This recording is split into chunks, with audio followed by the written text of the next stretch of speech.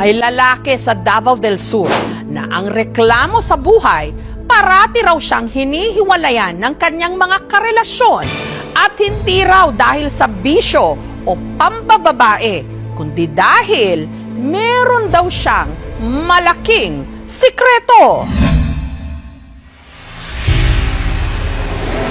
Mapagpalang araw po, Ma'am Jessica Soho, no? Ako nga po pala si Papa Beng TV, tubong Davao del Sur. At ako po ay laging hinihiwalayan ng mga nakarelasyon ko, mga naging jowa ko, nakalibin, na laging sawi po sa pag-ibig. Nakakatunayan po, hindi po tumatagal sa akin dahil po sa sikreto ko pong tinatago na napagkatagal. Sa tuwing nakikita po nila ang aking dinadalang na si Oscar, yung aking si Junjun, ay nagugulat po sila at talagang sumusuko po sila. Kaya po ako'y hinihiwalayan po nila at laging sawi sa pag-ibig po. Hindi ko naman po kasalanan na sinilang po na may ganito po akong dinadala.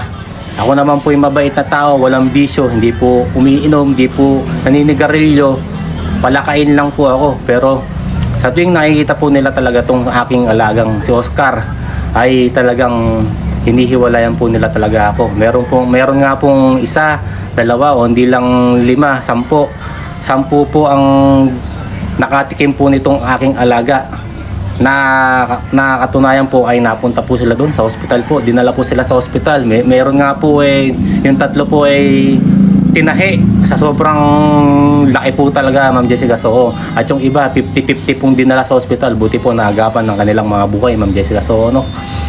At grabe, Ma'am Jessica Soho, yung iba po pinatikim ko po talaga itong alaking alaga. Pinatikim ko po talaga sa kanila at gusto po nila.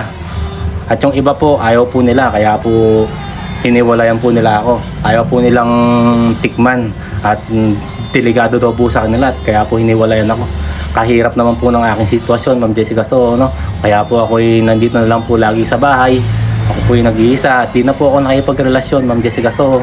Dahil pagka po nakita nila ang aking alaga po na si Oscar, ay siya po, masasyak po talaga sila, magugulat. At hihiwalayan po nila ako. Sawi na naman po sa pag-ibig. Ako po ay taong nagmamahal lang po. Hindi ko naman po kasalanan na may ganito po akong dinadala. Hindi naman po ako kapangitan. Meron naman po akong itsura kahit papano. Mabait naman po yung aking pag-uugali. Pero ang tinitingnan po talaga nila yung aking dinadala na si Oscar na napagkalaki po, Ma'am Jessica Soho. No? At ayun nga po, Ma'am Jessica Soho, no? Sa tuwing ay pagrelasyon ako, patagal ko sa kanilang nililihim at tinatago to. At pagdating ng isang araw, gusto po ng aking jowa na makita at tikman. At sa tuwing makikita po nila ito, ay nagugulantang po sila sa laki. Kapag po kinilo po ito, Ma'am Jessica Soho, ay umaabot po ng 1 kilot 3 guhit po pagka kinilo.